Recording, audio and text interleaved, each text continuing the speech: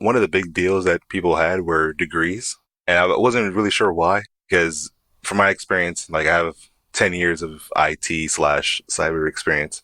It was kind of confusing for me.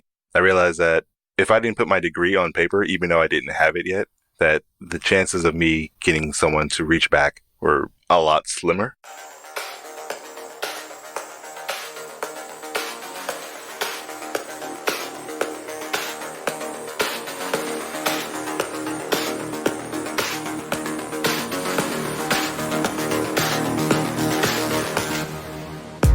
Hey everyone, I'm Eamon Elswa, and this is Getting Into Infosec. My guest this week is Leron Gray. He's quite a talented individual. He's a professional pen tester. I am surprised that just the amount of things that come out of development and are broken. He also loves Python and automation, and is also a Nerdcore rapper. But recently, I brought a bunch of beats off a website, and for whatever reason, they don't give you a download all link. They give you each individual stem, which stem being like, the kick, or the snare. I get really excited when I have guests that create their own music. We also talked about aptitude, and he gave us a little opinion on it, and apparently it's a pet peeve of his. The idea of aptitude, to me, is it raises too many borders, right, in my opinion. I had a good time talking with Leron. If you're looking to get into Infosec, one, check out all my previous episodes. Each one of my guests offers a different perspective on how they got into the field, and you might relate to at least one of them, if not more. Two, I wrote a little book. It's a guide on how to get into information security. It's called A Practical Guide to Starting a Career in Information Security.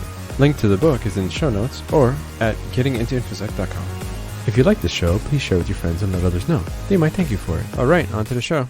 Hi, Leron. Thanks for coming on the show. No problem. How are you doing? Good. So maybe you could tell us a little about yourself and what you do today. I'm currently a pen tester working out of Seattle for a company in DC, work remote. The job mostly involves web app pen testing with a little bit of networking in the back, but primarily web app. I'm also a SANS mentor for the Sec 573 Automating Information Security with Python course. And I'm also a rapper. Yeah, that's actually how I originally found you. I think I heard some of your music, and I was like, I need to have him on the show because, as you know, I let my guests choose their outro music. So can't wait to have that on. So great. Yeah, that's pretty cool. So there's a lot to cover there. So what's your typical day like, basically, or typical week? So usually I wake up. Okay. I kind of roll over, walk over to my office, have a morning meeting if there is one. I kind of just sit here and just hack away at whatever I'm supposed to be doing that week. It's pretty great being able to make my own schedule, but not really, more of a flexible schedule, I guess. But my day just really consists of work. And then right afterwards, or maybe sometimes during the day, I'll kind of work on some side projects as well. Some programming stuff, contribute to some open source tools and do whatever I can. I'm basically in front of my computer 9 out of 10 hours of the day, which there are 24 hours in a day. So whatever, math, right? Yeah. But I'm definitely sitting in front of my computer almost all day working on something. Okay. And then do you need to dedicate time to writing reports as well after your findings to kind of document? What percentage of your time are you hacking and then the other part possibly writing up? So because of the way our reports work, at least my company, we don't really have a lot to write. And it's because there's so many of us working on so many different things. We kind of just take our findings individually. It's not like a typical pen test shop schedule the way that most pen test companies might work. Mm-hmm. We all take our own little findings because it's mostly web app stuff. And, we just submit it to our supervisor. He compiles everything. And then that's on a weekly basis. Oh, that's great. Yeah. Primarily, we're not writing our own full reports. We're just writing our findings and our remediations, all that stuff. Mm-hmm. And then we just give it to him and he'll takes care of that. Oh, that's great. Managerial stuff. Yeah. Yeah, you get to work on the good stuff. That's awesome. So walk us through how you got into information security or cybersecurity to begin with. Okay. So when I was in high school, I went to a Brooklyn Technical High School in Brooklyn, New York. And we had majors in high school. So it's pretty ridiculous. The high school is kind of like college. It even looks like a college if it's 5,000 plus students. And my major was computer science. Wow. To be honest, I didn't really go to class that often. I had AP Java. I had computer architecture and these A+ courses and all that stuff. But it was something I was interested in. When I was in high school, I originally wanted to do film and music composition. Okay. So I was kind of way left field from information security. And then my grades didn't really work out for going to college. So I joined the Navy and I became an electronics technician where I worked on radar and communication systems.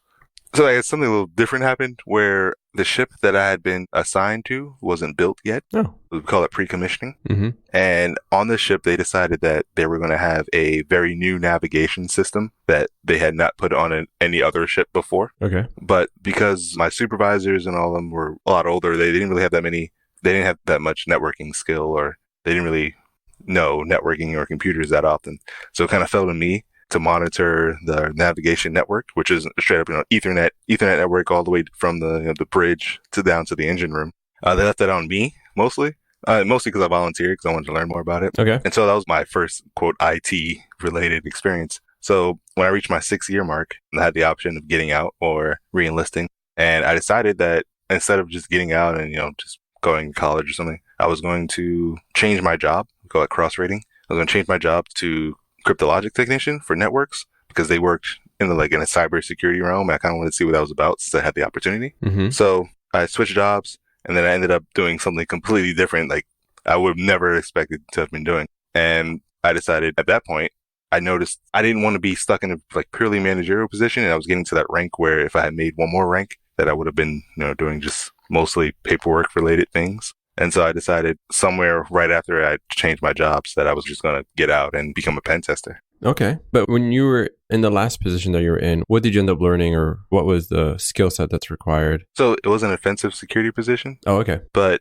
I learned a lot. Mm-hmm. I learned so much over the last couple of years. And I made sure not to waste any opportunity for getting all these resources and learning and just being the best that I could at the job, Mm-hmm. so that I can set myself up for success later. Gotcha. Okay. And so you had plenty of training, and it was a good environment for you to learn, I'm assuming. So. Oh, yeah, absolutely. Mm-hmm. And in a very short amount of time, I actually became the tech lead. Oh. So I kind of got to do both sides. Like the important parts of the things that people talk about now are like you need to be able to talk to the technical level and the managerial position. Mm-hmm. So I got stuck in that position. I wouldn't say stuck, not like a bad thing. I was placed in that position, and it was probably like one of the best things I will ever do, to be honest. Mm-hmm. You had like the best of both worlds, basically. Right. Yeah. And I got to talk to people and influence decisions. Mm-hmm. At the same time, I got to stick to my technical everyday work. Right. That's great. And then how was your transition into the private sector? It's been mostly smooth. I don't get to worry about the managerial stuff anymore. So now it's just all technical, which is great. Mm-hmm. But I've take a step back. I'm coming from being in the military and then as an E6 back to just, hey, I work for a bunch of people now, which is cool. So I don't have to worry about any of the stuff I worried about before. And I'm just taking it pretty slow day by day. Okay. And what's an E6 for those that don't know what that is? So the military enlisted ranks go from E1, which is the lowest, to E9. E6 is in the Navy, a petty officer first class, which is someone who gets generally put in a leading position, a division of folks. So sometimes an entire department. Great. And then somewhere in between there, you ended up getting your degree? Right. So I finished my degree in December, just a couple of months ago. I was actually taking over to 2018 and the end of 2017. I was a full-time student as well as my full-time work. I was taking 12 credits a semester. For how long? A little over a year. Okay. I would say about 5 or 4 semesters because there's 3 semesters a year. Yeah. So I was taking 12 credits simply because I knew I had to finish my degree.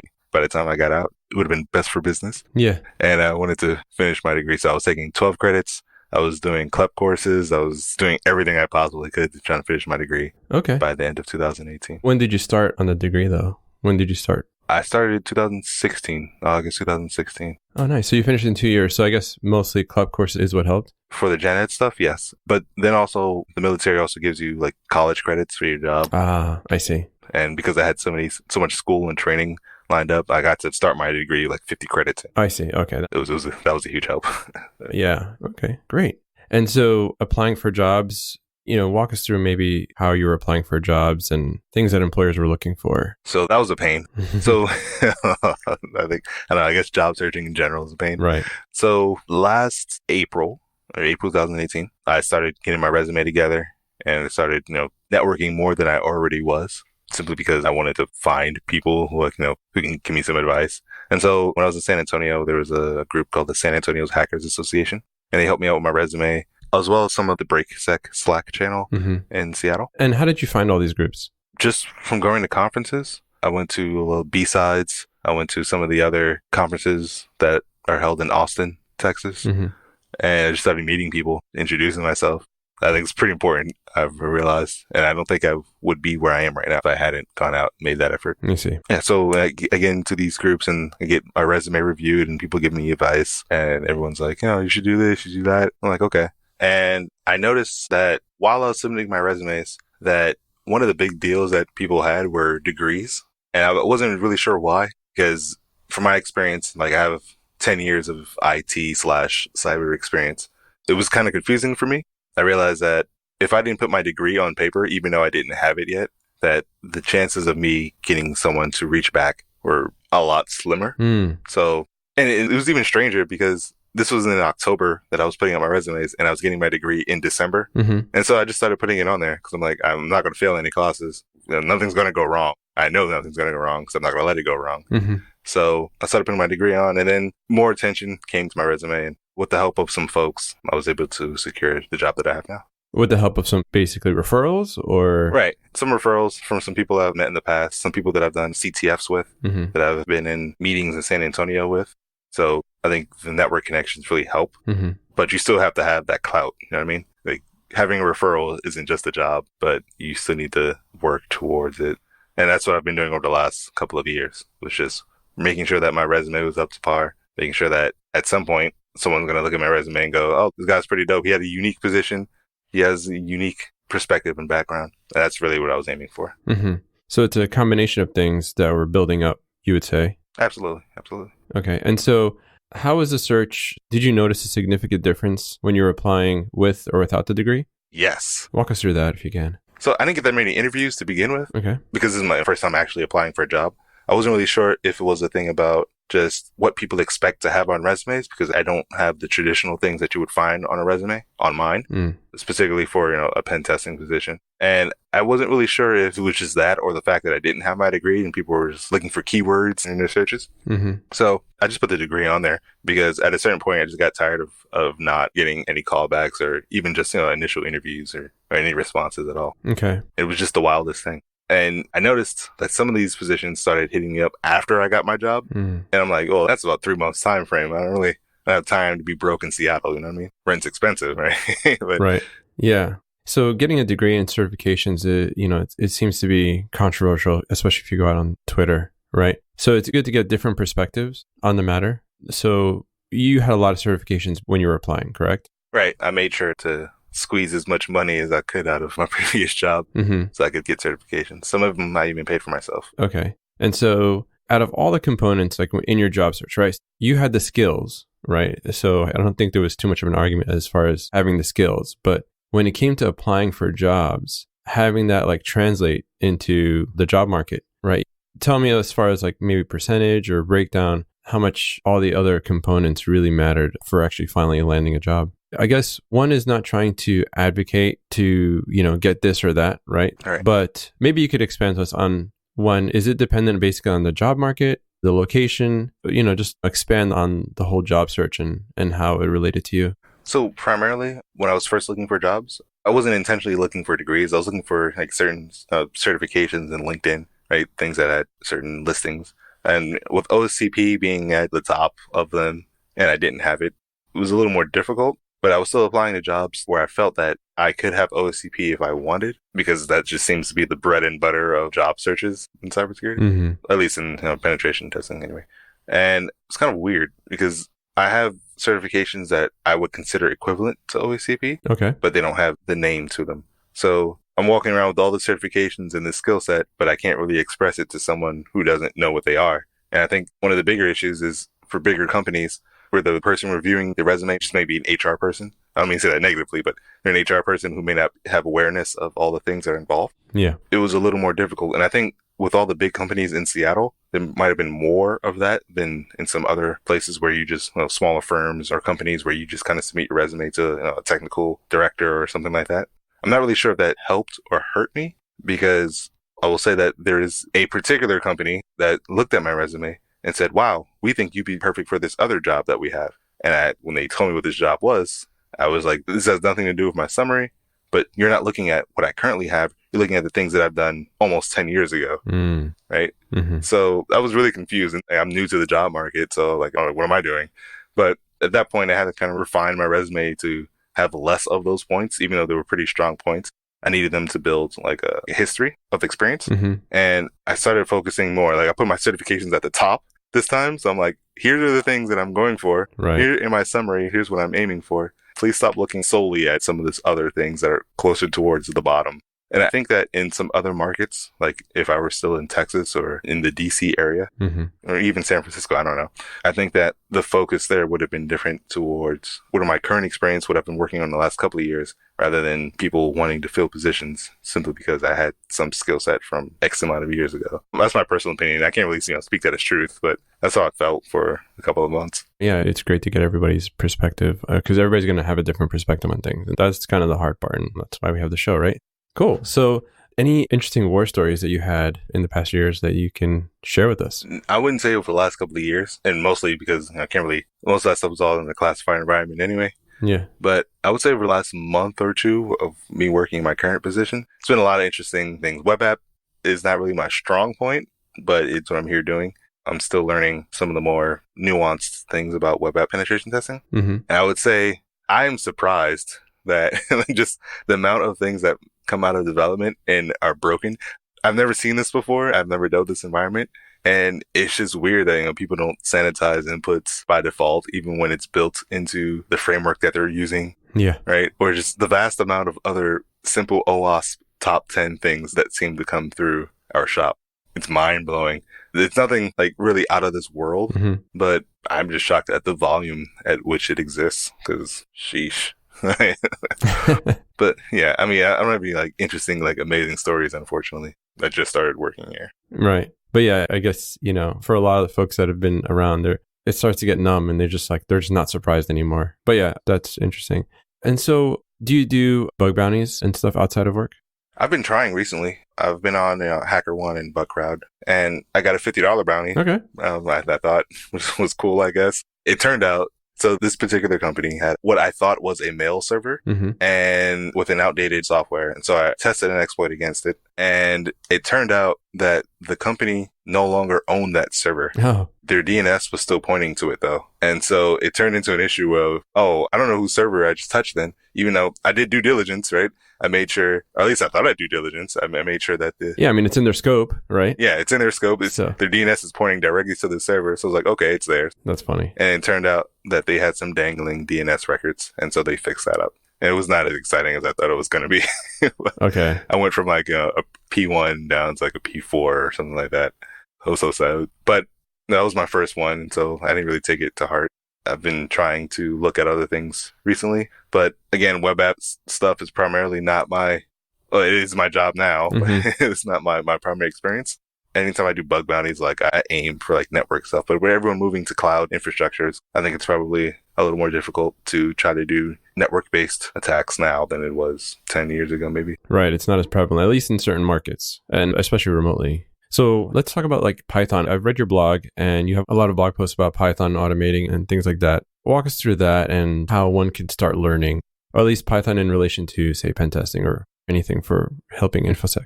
Okay. So I picked up Python a couple of years ago, mostly because it was briefly taught in my training for the military. We did about a week of Python. We had to like build like a calculator or something like that. So whatever project you wanted to build. Mm-hmm. And after that, I was like, this is really cool stuff. I took Java in high school and I was really bad at it. And I found out everyone's bad at Java. So it doesn't even matter. So I started like learning more because when it came to work, I had to like deliver metrics. I had to do all this other stuff. And it was just really time consuming to do. So there was a Python course I was offered at work. And so I took that. It was 2 weeks long and it was great. Like I learned so much. And I started working every day, like trying to learn something new at work and build all this stuff to interface all these APIs and together and, all these cool things that people do with Python. And I realized that this is some really like programming. I've never really considered myself a programmer or a developer per se, but being able to whip together like a script really quickly because you don't want to do everything manually or whatever. Mm-hmm. So, but I found out that it's so much easier to learn when you have a problem to fix. Yes. I don't think I would have been as involved if I didn't constantly have things that needed solutions come my way. Mm-hmm. And so even like Python, like now, most of the time I only write. I don't want to say only write, but most of the times my writing is involved because I need to solve something. And it doesn't have to be like any major project, but recently I brought a bunch of beats off a website Okay. And for whatever reason, they don't give you a download all link. They give you each individual stem, which stem being like, the kick or the snare or the horn section or whatever. Mm. They give you each individual link separately. And I was like, why am I going to spend all day just clicking on these links when I could just write something up, right? It only took me about 5 minutes. Yeah. And I was able to download those links as opposed to sitting there all day. So it's not even just information security Right. that, learning Python can help. It can be just anything that you do every day or something that you may do often enough to warrant not wanting to do it manually. Mm-hmm. I think that's a great example, So, learning Python isn't different. There's all sorts of resources out there everywhere. The SANS course that I'm mentoring, it's kind of, they start from the basics where you learn lists and all these Python types and then how to manipulate all these types. And then you get into learning all these modules that are used for forensics and offensive security and defensive security. And the whole point of the course is to get you to a point where you're comfortable just importing any module that you find and being able to use and write to it. That's the whole idea. Mm-hmm. The course focuses on information security because it is a SANS course. But ultimately, you can take those skills and apply them to almost anything that you want to write. Do you need any prior programming background? No, not at all. They start from the very basic. Okay. And what's that course that you mentioned that was like a really awesome course that you took? Is it available publicly or? No, it was a private in-house. Oh, I see. Okay. And what are some tools that you used like in your coding environment for Python? So I use Visual Studio Code. Okay. I'm a big fan of it. I used to use PyCharm, but it just felt like so clunky and hard to navigate. So I use Visual Studio Code for almost everything that I write now. Okay. And it doesn't even matter what language it is. So one of my current projects is in Python and JavaScript, and it's like a Flask thing. And I didn't want to have like two separate environments to write things in. It seems kind of overkill. Visual Studio Code definitely has made my life so much easier, especially since I can like move all my settings from one computer to another wherever I'm at. Okay. Just like sync everything up is great. That's awesome. And when you started off, did you use things like Ipython Notebook or things like that to help? I did not, but some of the learning environments or some of the courses I've took have used that. I used it at work in my previous work because it was the only thing I had available. And it's great. Like I wouldn't knock it, especially since you can like, it kind of throws in its own debugger by default. And you can just kind of stop your script in any section of the code. It's great, but I personally don't use that now. Although maybe I should. I don't know. It's something to consider. Yeah. But it's the Ipython Notebook and Jupyter Notebooks are pretty great. Absolutely. Cool. And now a message from our sponsor. Are you experiencing malware and bugs in your data center? Seeing payload droppings on your servers and equipment? Oftentimes, these bugs are in your walls and hard to reach places on your servers. We have a solution for you. Introducing the Cybersecurity Fogger. Simply place your fogger every 2,000 square feet, pull the trigger, and run. Our patented AI-powered nanotechnology mist will get to those hard-to-reach areas and squash those bugs instantly. No more exfiltration or keyboard logging. It will even remove any bugs on your communication lines too. Not safe for admins and interns. So tell us about your younger days. Were you surrounded by technology? Were you not? Did you have that creative itch also when you were younger? Walk us through the younger Leron. All right. So I didn't really have a lot. I grew up in a mostly poor household. We had one computer.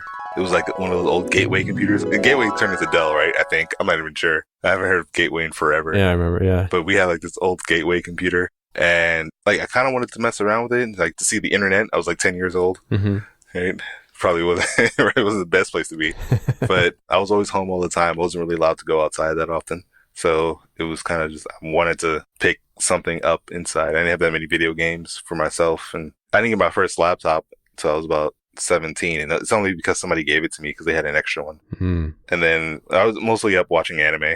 Like I wasn't really doing anything in particular. All my technological learning came from school. Okay. The classes that I decided to go to at any rate. And after that, it was kind of like, all right, well, computers are computers. I like them. I like having one. Cool. But I didn't really get into it until about like 4 years ago. I'm 29 now. So when I was like 25 or something like that. I didn't really get into it until then. Like I didn't know what subnetting was until, I don't know, 2012, 2013. But when I was younger, I didn't really have that many things. I wanted more stuff, but couldn't really get hands on anything. Okay.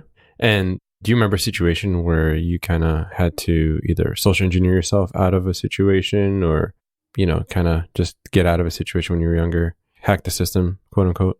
I'll say that my cousin, Mhm. my cousin who I lived with, she had a computer herself, and we'll just call this password reuse, right? Okay. So if I wanted to get on her computer, I'd just use the password that I knew she had from something else. hmm And I mean, that was like the closest thing I've ever done. And it was just a matter of like cleaning up logs behind me every time I was on. Oh, okay. But that was a learning experience because I still got caught. So it was, How did you get caught? we were using AOL at the time. Uh-huh. I guess I didn't really understand AOL as much as I thought I did as a browser. And so she was monitoring things that I didn't know existed. You know, you could monitor logon times at the time. Is your older cousin? Yes.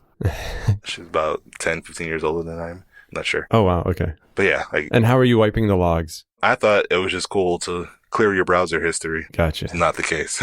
It was wrong. That's pretty cool. Did you always have a creative side when you were younger? Yeah. Because you're doing music now. Yeah, so I've been doing music since junior high school. I used to play alto sax. Mm-hmm. And eventually, when I got to high school, I picked up some other instruments as well. But I've always been musically creative Okay. in some aspect. I was in marching band, I was in jazz band, concert band, almost all the bands you can probably think of. And it's kind of been like that since then. And then now, here I am performing at random conventions and conferences as a rapper with some of my friends who still play music. Mm-hmm. One of my friends plays tenor sax, the other one plays trombone, and I play what's called the electronic wind instrument. And we just kind of rap over each other and play with each other. And I've been doing that for a very long time. That's awesome.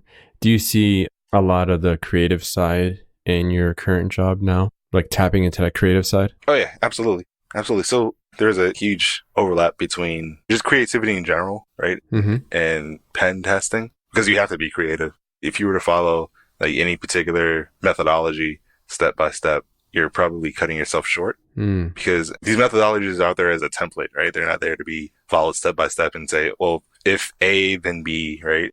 If this works, then go on to this step, right? But granted, that may happen, but you have to approach it from a what if C happens, right?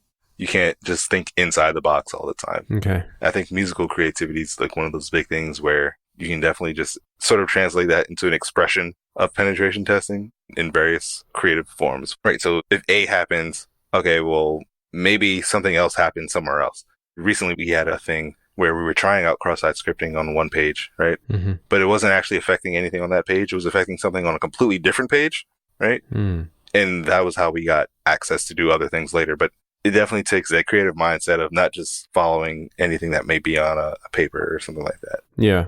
Maybe we could talk about that for a second. Pen testing is almost the first thing that a lot of folks out there see that they want to do. So there's a lot of folks that are they want to be pen testers. Okay. What advice would you have for folks trying to get into the pen testing field professionally? I would say that you definitely have to, for one, keep up with as many resources as you possibly can. Right. So I have a list of sites that I read on almost every day because I want to make sure that I'm up to date with current techniques and all that stuff. I'm watching people on Twitter. Twitter is huge for information security environment. Mm-hmm. I'm following a bunch of people who I find very interesting. I also contribute to those same people, right? So when people build things on GitHub or whatever, or they place them on GitHub, I'll look through it, maybe find some way I can improve something, and I'll send in a pull request or something like that. And I think ultimately it's important that you're actively all the time. I wouldn't say all the time. Like there's a family life work balance. Mm-hmm. But you primarily want to be making sure that you're constantly looking out for anything new and keeping up with all the news, keeping up with your networking, making sure you're going out to conferences and finding out what the next big technique is, right? Yeah. You can't just treat it as a 9-to-5 job. Okay. Absolutely not, because you're not going to get anywhere. Well, I was just into that. You're not going to get as far as you possibly could if you were to do this also in your off time. It's like, even outside penetration testing, in almost any technical field, right, you need to have a portfolio or something that shows that you've been working and you have a genuine passion for the field, right? If you go do networking, right, and you go to an interview, they may ask you, what's your network look like at home? Right. It's the same concept. You got to have that side hustle of your passion to show that you were genuinely interested in it and you want to get into it. We actually had a conversation the other day where somebody said, I want to get into the pen testing. He said, I'm going to get my Sec Plus. I said, cool, that's a start. But what do you want to do next after that, right? What do you do now? What do you do next? And he says, I work in networking and I kind of want to move on to an offensive field. I said, well, I don't have years of experience to give you, but I can tell you that from my experience, right, you want to move, you can take whatever skill set you have now in your Windows environment, right, and build your education any further education that you have because you already had a degree, any of your certifications around that. So Sec Plus is cool, but then if you want to stick the CompTIA route, you can go to the Pen Test Plus or the Cybersecurity Analyst certification, I think that's what it's called, right? But ultimately, on your off time, you have to get into vulnerable VMs or pick up Metasploitable or something like that and work on that and learn how all these techniques work, right? That you may have seen in your administration days and stuff like that, and be able to eventually be able to do these yourself and go through all these exercises and challenges and stuff like that. A lot of people say that CTFs are not they're not helpful because they're not realistic, but I would 100% disagree. Participate in all the CTFs you can because you're learning some skill set at some point. You're not just doing things you are doing it for fun, but you're not doing things to not learn. Like nobody goes to CTF and expects not to learn something by the time they leave. Right. And it doesn't matter how small it is either. So do CTFs, do vulnerable VMs in your own time. And there's so many resources out there for increasing skill sets in any aspect, whether it's web app or network based or whatever. There's a lot of resources out there and a lot of people to reach out to. That's cool. That's really helpful. What are the realities though of really trying to switch into pen testing? I mean, you were lucky enough, I would say, right, to have the Navy education behind you, to have credits and a degree and certifications and all this kind of stuff. But for those out there that are just looking from scratch, either just pure from scratch or looking to transition into pen testing, what are the realities that they should be aware of? Yeah, you're right. I was a little more lucky than most people. I don't deny that. I just happened to have a career path that gradually got into it. But I would say that the biggest thing that I found helps is networking, right? Because regardless of your qualifications as a standalone person, it's really difficult. At least I found it really difficult to even, be considered for a job until I've had somebody who I've personally met face to face who can vouch for me in certain areas and something like that.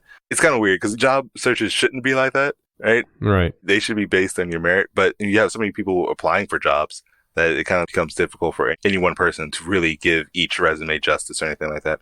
So I would say for sure that networking is a very huge portion of being able to secure a job. So just go to conferences, right? Meet people, talk to people. And you never know who you run into, who knows whom, right? Actually, just the other day, I went to B-Side Seattle and I ran into someone who knew you. And she happened to look at my LinkedIn and she was like, oh, you know him? I'm like, no, we haven't met. Oh. But that relation was already there. So when we started talking, right, she was asking me questions about pen testing and all that stuff because you're in the environment already. So it's kind of little things like that can really affect someone's future. Cool. One other question is, do you think that those attracted to pen testing are attracted only because that's all they know and there's other fields that they might not be aware of that they could be better suited for? What are your thoughts on that? So I think everyone's attracted to pen testing because it sounds cool being the hacker, right? I would say that there are definitely a variety of fields that people are not aware about. And I know this from my own personal experience when I was in the Navy, and there were certain people in my division, the defensive security stuff was just not there in their skill set or things that they were actually interested in, right? They got put there because of billeting, right?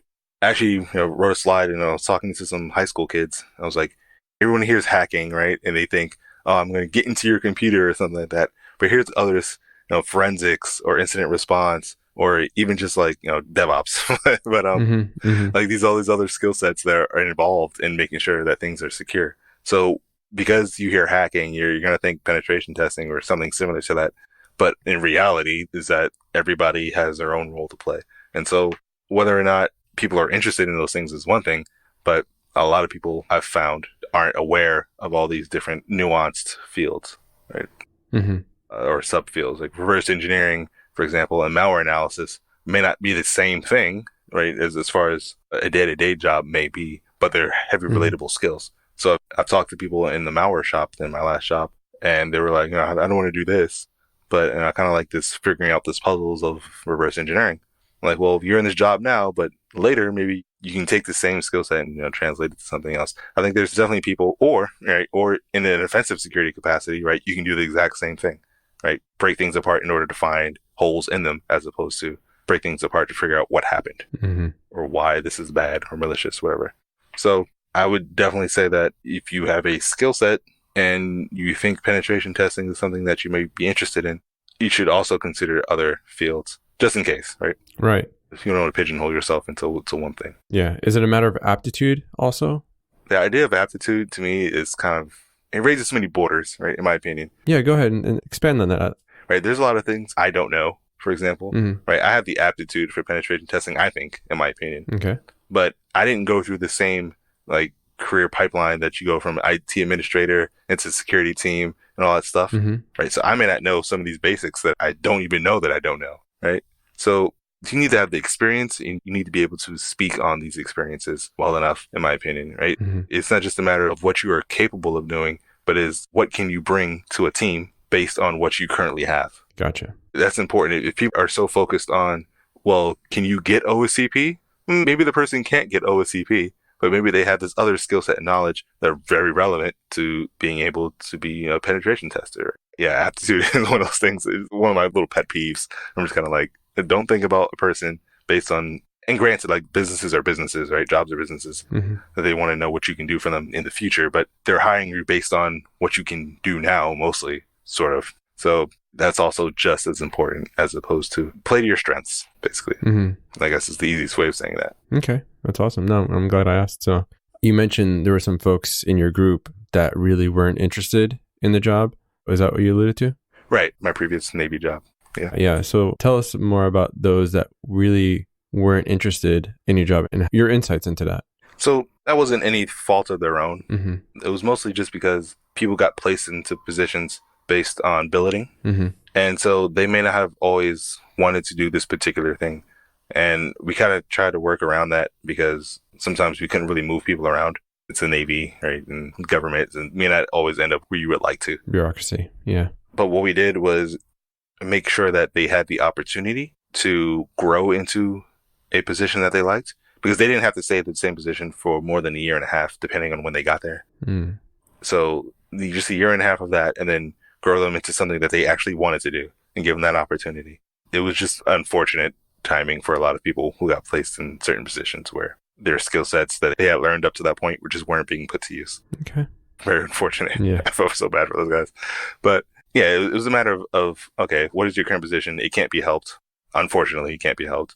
How do we move you into something that you do want? And we had to learn to build those people up so that when they wanted to move to this new section, they could apply and say, no, I have been doing all this, but I've been learning all this in my spare time. And so I think I'm qualified to do this other position. So you're going to be a SANS mentor, I think you mentioned. Would you like to talk more about that?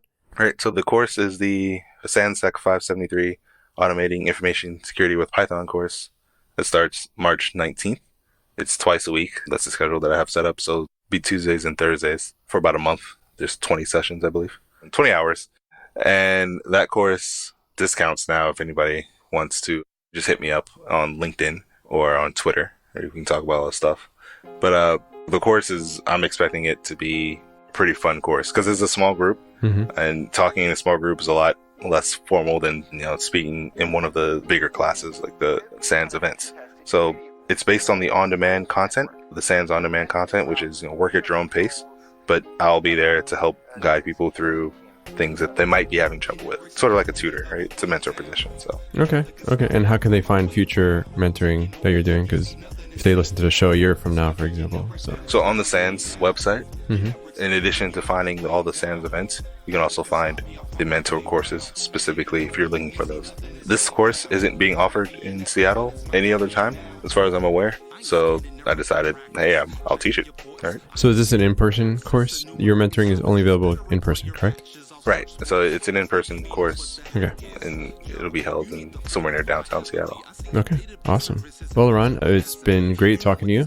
It's been a pleasure, and I look forward to hearing some more music as well from you. Absolutely. Thanks for having me. All right. Thank you. Hey, folks, I hope you enjoyed that episode as much as I did. If you have any questions or comments, you'd like to get in touch, you can reach me on Twitter, LinkedIn, or email. Everything is at gettingintoinfosec.com. There, you could also subscribe to my mailing list to get updates. If you like the show, please share with your friends and let others know. They might thank you for it. I was also listed on Top 5 Security Podcasts, so that's pretty cool. Not sure how that happened, but hey, thanks, FeedSpot. Link is in the show notes. Today's outro music is Domain by Leron Gray, aka Oh My. Here it is in its entirety. See you next time.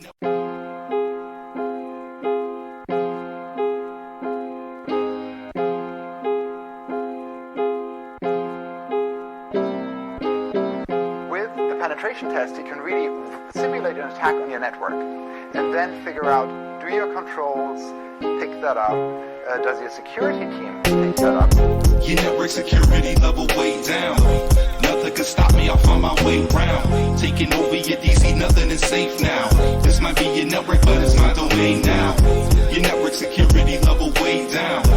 Nothing can stop me, I'll find my way round. Taking over your DC, nothing is safe now. This might be your network, but it's my domain now. I ain't scanning networks for practice, checking your ports. I am scanning for access, enumerating services. Better apply your patches, I'll search voice. Exploit DB knows what the hack is. Yo, you need to fortify heavily. I see your database services in version 1 SMB. You know what this nerd gon' do. Payloads I'ma turn on you. This squad 4 will make you sad forever, that's eternal blue. Dumping hashes when I'm loading up that Mimi cats. Creds to my boy John, see how many he can crack. Smashing, I grab on that lateral path. Ain't moving blunts when I say that I'm passing the hash. Not a script kiddie, they ain't the level I'm on. I'm a snake charmer, watch me dance around some Python and generate shell code for surfaces I find on your network. Pop a shell, I get right on. Your network security level way down.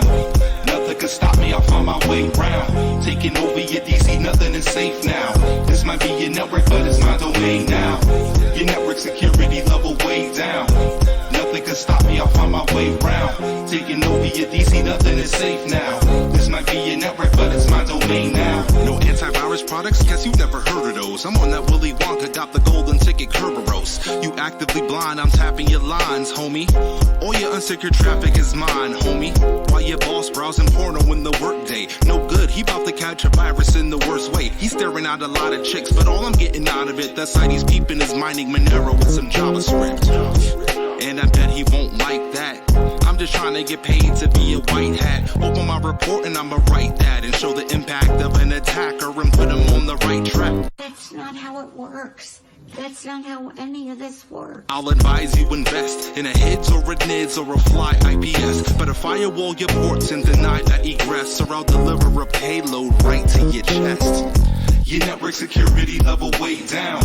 Nothing can stop me, I'll find my way round. Taking over your DC, nothing is safe now. This might be your network, but it's my domain now. Your network security level way down. Nothing can stop me, I'll find my way round. Taking over your DC, nothing is safe now. This might be your network, but it's my domain now. Your network security level way down.